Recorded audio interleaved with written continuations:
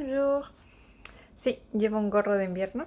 Ya sé que es abril, pero me he pillado un bonito resfriado, así que voy a intentar estar lo más calentita posible. No sé por qué, pero tengo frío todo el rato. Pues hoy vengo a hacer el wrap-up del primer trimestre, así en conjunción con el book haul que hice la semana pasada.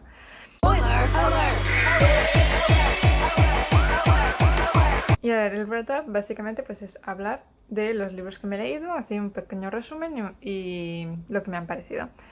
Y para no complicarme mucho, pues voy a hacerlo en orden cronológico.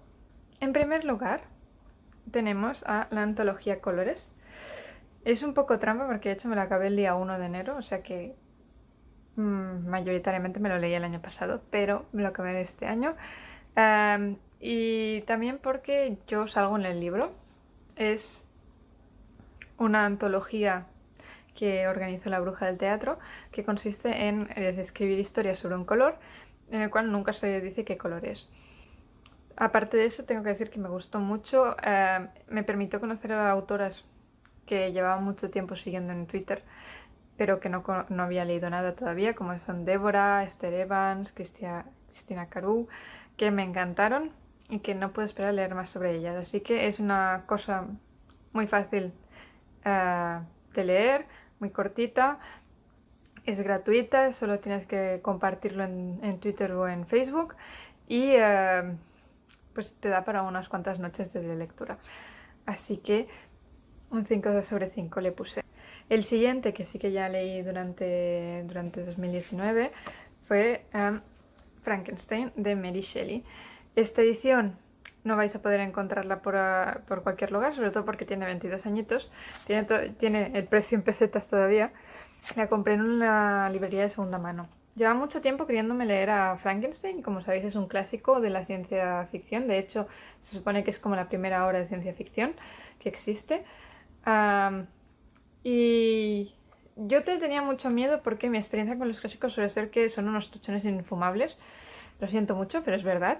La forma de escribir de los autores de hace 200 años no es la misma que la que tenemos la que estamos ahora acostumbrados. Y puede hacerse un poco difícil pues ese salto generacional, digamos. Pero la verdad es que ha sido muy interesante. Es bastante cortito y siempre se habla desde el punto de vista de el que escribe la carta. Se supone que son cartas que está escribiendo un hombre a su hermana y que un día se cruza con Frankenstein y este le empieza a explicar la historia. Así que es un narrador dentro de un narrador. Es una disposición muy interesante y a mí lo que más me ha gustado es todo ese desarrollo de el hombre que quiere crear una forma de vida artificial y esa forma de vida artificial se revela que es algo que aún hoy lo utilizamos mucho a nivel de robots. Así que tiene un 4 sobre 5 y lo recomiendo mucho. La verdad es que de los clásicos que me he leído hasta la fecha, mis preferidos. Junto con Frankenstein me leí ese mismo mes también Los monstruos de Villa Diodati. Este es mi libro favorito por lo que llevamos de año, más o menos. Tiene un 5 sobre 5, pero no es una novela en sí, es un ensayo sobre Mary Shelley, Frankenstein y todo lo que rodea esa creación a base de figuras de la cultura popular como serían King Kong o Drácula. Es un estudio muy interesante, sobre todo porque te permite comprender mejor qué era lo que estaba pasando por la mente de Mary Shelley en ese momento. La historia de Mary está muy intrincada con Frankenstein. Es una historia muy trágica en la que pierde toda su familia de una forma muy similar a la que hace el propio narrador, que es Víctor. A mí me encantó, fue muy distraída, fue muy interesante y para una autora que ya no existe, que lleva muerta un par de siglos, pues está muy bien pues poder leer. Después, febrero, solo me leí un libro, bueno, solo me tocaba leerme un libro que era El velo de Flixia de Lidia Castronavas. No sé si os sonará porque a Lidia la reseñé también en agosto, creo, con su otra obra, La bruja, la espada y la hija del herrero.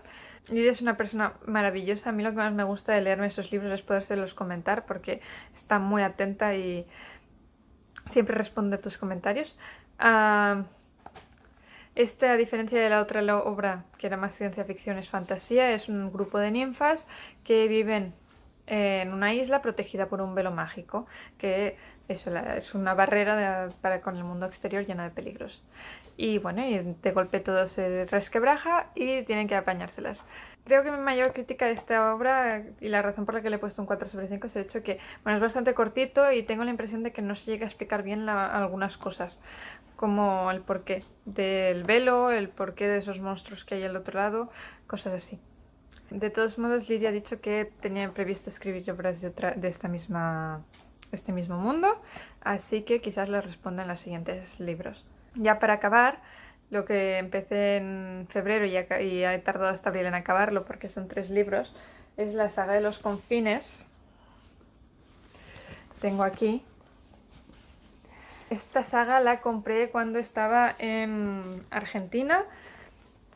Es de una autora argentina que la comparan con Tolkien, la Iliana Bodo, que por desgracia murió el año pasado.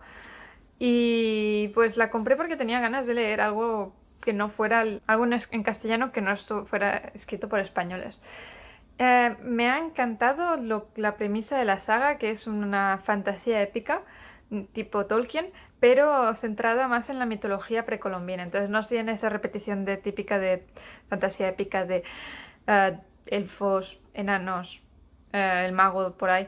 No, esto come mucho de lo que es la cultura precolombina, las mayas, los aztecas y todos los demás que vivían pues por eso en Sudamérica en aquella época, y al mismo tiempo también hace muchas referencias a lo que fue la invasión por parte pues de los europeos en su momento a esas tierras. La historia se centra en las tierras fértiles, de cuya región hay una región que se llama Los Confines, que es de donde vienen los protagonistas, mayoritariamente, que reciben la noticia de que llegan unos barcos del otro lado del mar y no saben si son enemigos o amigos. Entonces, pues a partir de ahí se juntan todos, se crea un consejo para intentar decidir cómo enfrentar estos nuevos que llegan. Me habría gustado mucho poder entrevistar a la autora. Tiene una media de 3,6 porque no sé si es porque es mitología, no sé si porque es fantasía épica, me parece que es muy impersonal. No se desvía mucho de lo que son los estereotipos de esas figuras literarias. Y eso es algo que me da un poco de rabia. Lo único que me llegó a sentir identificada es Cucup, que es un artista que se ve obligado a luchar por proteger su... Del mismo modo, creo que falta mucha representación femenina.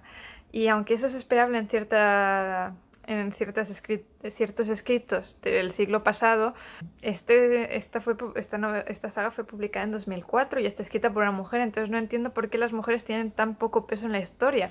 Hay que esperar hasta el 3er libro para encontrar una mujer que tenga una función activa, que realmente esté allí, que quiera algo y tenga un objetivo. Me estoy enrollando mucho. Bueno, pues reorbar y espero poder hablar de los demás libros la próxima vez.